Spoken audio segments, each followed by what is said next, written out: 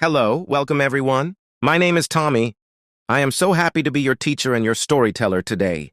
Today we are going to listen to a very special story. It is a story about a man named Marcus. It is also a story about you and about the world we live in today. Please sit down, drink some tea, relax. Let's begin. Marcus is 35 years old.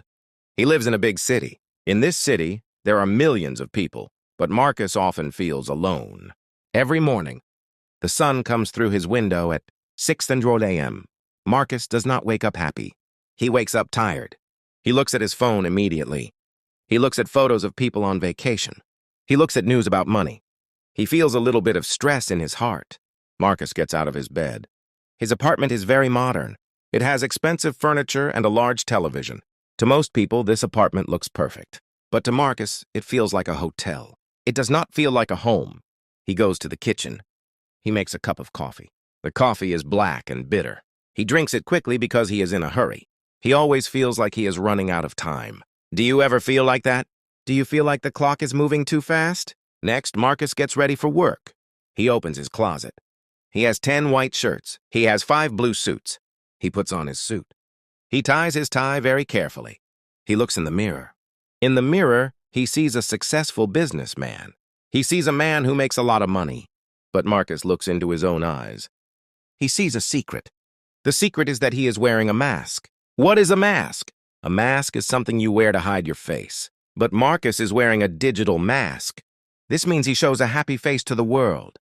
But he hides his true feelings. On his way to work, Marcus takes a photo of his coffee. He posts it on the internet. He writes, "Starting the day with energy." People click like. 100 people like the photo. Marcus sees the likes and he smiles for 1 second. But then, the smile disappears. He knows the truth. He does not have energy. He has sadness. He is pretending. Marcus walks to the train station. The city is very loud. Cars are honking. People are shouting. Everyone is looking at their phones. Nobody is looking at the sky. Nobody is looking at the trees. Marcus gets on the train. It is very crowded. He is standing very close to other people, but nobody talks. Everyone is in their own world. Marcus thinks, we are all together, but we are all alone. He arrives at his office building. It is a very tall building made of glass. It is so tall that the top is in the clouds. Marcus goes inside. He goes to the elevator. He presses the button for the 40th floor. As the elevator goes up, Marcus feels his heart getting heavy. He knows what is waiting for him. He knows he must sit at a desk for 8 hours. He knows he must talk about things he does not love. The elevator doors open. Ding! Marcus steps out. He puts a fake smile on his face. He says good morning to the secretary. He walks to his desk. This is the start of his day. But today is different. Today, Marcus is going to ask a question. He is going to ask, is this all? Is this my whole life? Marcus sits at his desk. The office is very bright. There are many lights, but it feels cold. Suddenly, he hears a loud voice. Marcus! Come to my office, please. It is Mr. Miller. Mr. Miller is the boss. He is a man who always wears a red tie. He never smiles. Marcus stands up. He walks slowly to the big office at the end of the hall. He feels like a student going to see the principal. Sit down, Marcus, Mr. Miller says. He is looking at a computer. I have good news. You are our best worker. You work very hard. You never complain. So I'm giving you a promotion. A promotion is a better job with more money. Marcus should be happy. He should say, wow, thank you. But he does not feel happy.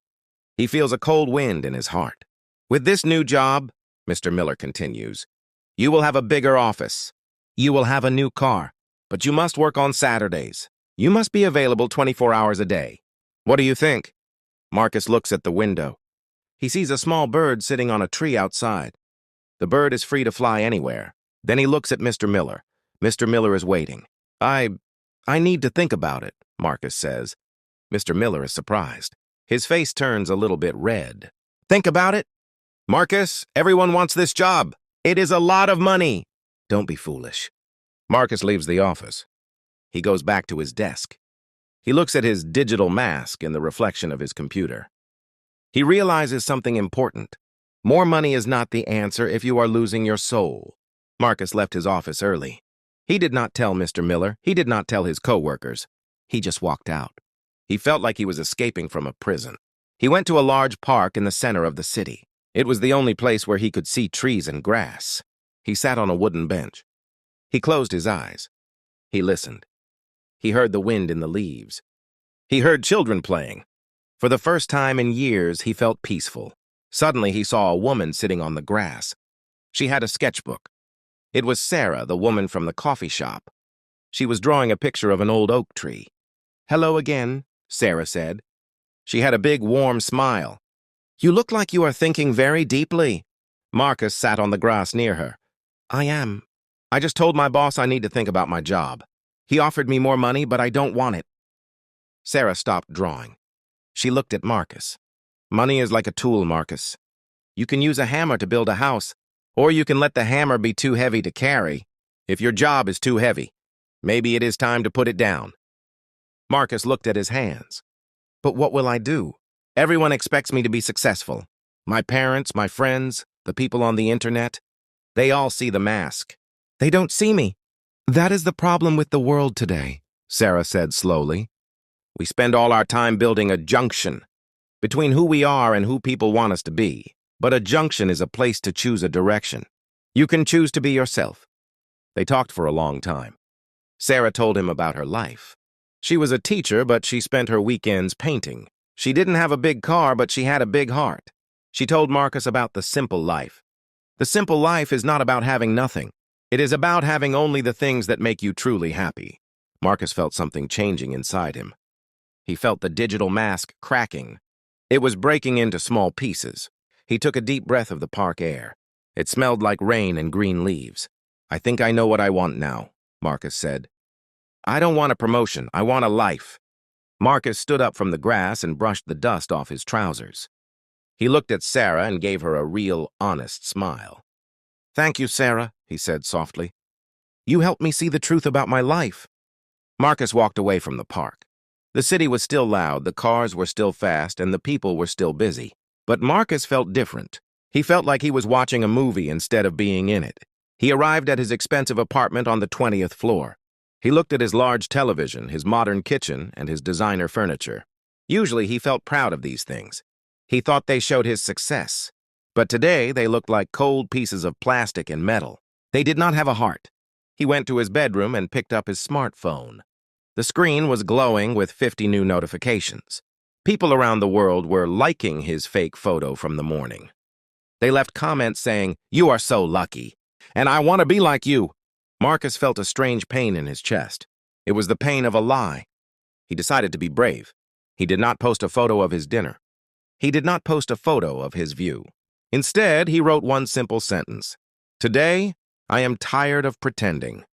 Then he deleted his social media apps. The phone became black and quiet. For a moment, Marcus felt afraid. He thought, "What will people think of me now?" But then a wave of peace washed over him. The digital mask was finally broken. He went to his closet and took off his expensive blue suit. He put on an old gray t-shirt. He sat by the window and watched the moon rise over the buildings. He did not check the time. He did not think about his meetings. He just breathed the cool night air.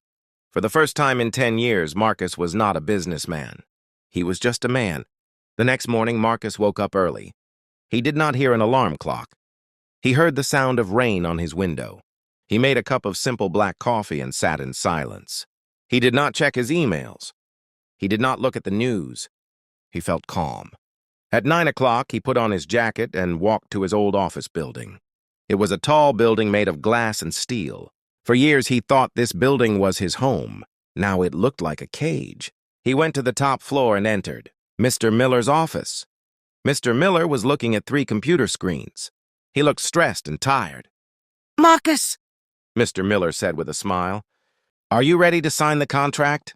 The big promotion is waiting for you. You will be the youngest director in the company." Marcus looked at the contract on the desk. He saw the big numbers and the expensive words. Then he looked at Mr. Miller. "No, thank you," Marcus said clearly. Mr. Miller stopped smiling. "What do you mean? Is it not enough money?" "It is not about the money," Marcus replied. "I am leaving the company today. I'm moving to a small house near the park. I am going to teach people how to find their real voices, just like Sarah taught me." Mr. Miller did not understand. He thought Marcus was crazy. He thought Marcus was losing everything. But Marcus knew he was finding everything. Marcus walked out of the building for the last time. He did not have a digital mask. He did not have a blue suit. He only had his own name and his own heart. He walked toward the park. He saw Sarah sitting on her bench.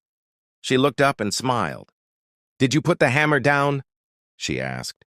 "I did," Marcus said. "And now I am ready to build something real." Marcus spent his first month of freedom in his small apartment. Every day he learned something new about himself. When we live a busy life, we often forget who we are. We become like actors in a play. We wear different masks for our boss, our friends, and our family. Marcus realized that his digital mask was the heaviest one of all. Many English learners feel like Marcus. They feel pressure to be perfect. They want to speak English perfectly, have a perfect job, and show a perfect life on the internet. But perfection is not real. It is a wall that stops us from learning. Marcus learned that it is okay to make mistakes. It is okay to have a quiet life.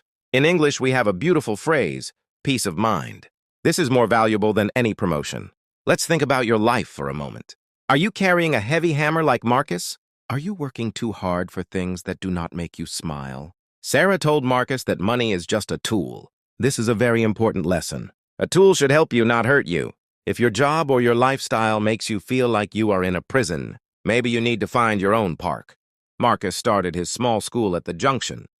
He named it the Junction because a junction is a place where roads meet. It is a place where you must choose a direction. Every day we arrive at a junction in our minds. We can choose the road of stress and digital masks, or we can choose the road of honesty and simplicity. In his school, Marcus did not use expensive computers. He used paper and pens. He and his students sat in a circle. They talked about their dreams and their fears. They learned English words for truth, freedom, and happiness. Marcus was not a rich man anymore, but he felt like the king of the world. He had enough money for bread, coffee, and a few books. He had enough time to watch the sunset. This is the simple life. It is not about having nothing. It is about having enough. Now that we have finished the story of Marcus, let's talk about the meaning of this journey. Why did Marcus feel so unhappy at the start? It is because he was living for other people. In the modern world, we are always connected. We have our phones in our pockets 24 hours a day. We see photos of people traveling, eating expensive food, and looking beautiful. We feel like we are falling behind. In English, we have a phrase, keeping up with the Joneses. This means trying to have the same expensive things as your neighbors. Marcus spent 10 years trying to keep up. He thought that if he had a big office and a high salary, he would be successful. But success is a feeling, not a number in a bank account. When Marcus met Sarah in the coffee shop, she was not looking at a screen. She was looking at the world. She was drawing a tree. This is a very important symbol. A tree does not try to be better than another tree. It just grows. It accepts the rain and it enjoys the sun. Sarah represented the real voice that Marcus had lost. This story is called The Digital Mask because on the internet, we only show the best parts of our lives. We hide our sadness. We hide our mistakes. We hide our tired eyes. But when we hide these things, we become lonely. We feel like nobody knows the real me. Marcus had 10,000 followers, but he did not have one friend he could talk to about his sadness. A junction is a place where you stop and think. For Marcus, the park was his junction. For you, maybe this English lesson is your junction. It is a moment to ask yourself, am I happy with my direction? Learning English is not just about passing a test. It is about opening new doors. It is about connecting with people like Sarah. It is about being able to tell your own story. When you learn a new language, you find a new way to see the world. Marcus found a new life because he changed his language. He stopped using the language of money and competition and started using the language of peace and simplicity. Marcus often sat in his new small school and looked at the rain. He thought about his old life. He wanted to share what he learned with his students. This is the first lesson Marcus taught. Do not work for a mask, work for a life. In English, we have many words for work. We have job, career, profession, and vocation. For 10 years, Marcus had a career, but he did not have a vocation. A vocation is a job that makes your soul feel good. Many people spend their whole lives in a career prison. They have a big salary, but they have no time to see the sun. The second lesson is about the digital world. Marcus told his students that a smartphone is like a window. You can look through the window to see the world. Or you can look at your own reflection in the glass. If you only look at your reflection, you become lonely. You begin to care too much about likes and comments. These are not real things. You cannot eat a like. You cannot hug a comment. The third lesson is about the power of no. Marcus said no to Mr. Miller. He said no to the big promotion. He said no to the extra money. Sometimes saying no is the most successful thing you can do. In our society, we are taught to always say yes to more money. But Marcus learned that more money often means more stress. Finally, Marcus taught his students about true success. He asked them, "What is success? Is it a fast car? Is it a big house? Is it a fancy suit?" "No," Marcus said. "Success is waking up in the morning and feeling happy. Success is having a quiet mind. Success is being able to sit on a park bench and enjoy the wind in the trees." Marcus was now a simple teacher. He was not famous. He was not rich. But when he walked down the street, he did not wear a mask. He was Marcus. He was honest. He was free. And that, my dear students, is the greatest success of all. Marcus looked at his students and felt a deep sense of peace. He realized that life is not about the digital mask. It is not about the promotion. It is about the junction, the choices we make every single day. Thank you for staying with me until the end of this long story. I hope the story of Marcus helps you find your own real voice in English. Remember, learning a language is a journey. It is a path to freedom. It is a path to simplicity. Now I have a question for you. Please answer in the comments below. This is great practice for your English. Do you wear a digital mask sometimes? What makes you feel truly happy and peaceful? If you enjoyed this lesson, please subscribe to English Junction. Click the like button to help other students find this story. We upload long, simple stories every week to help you reach your goals. Keep practicing, keep listening, and remember, less is more. My name is Tommy, and it was an honor to be your teacher today. See you in the next lesson. Goodbye for now.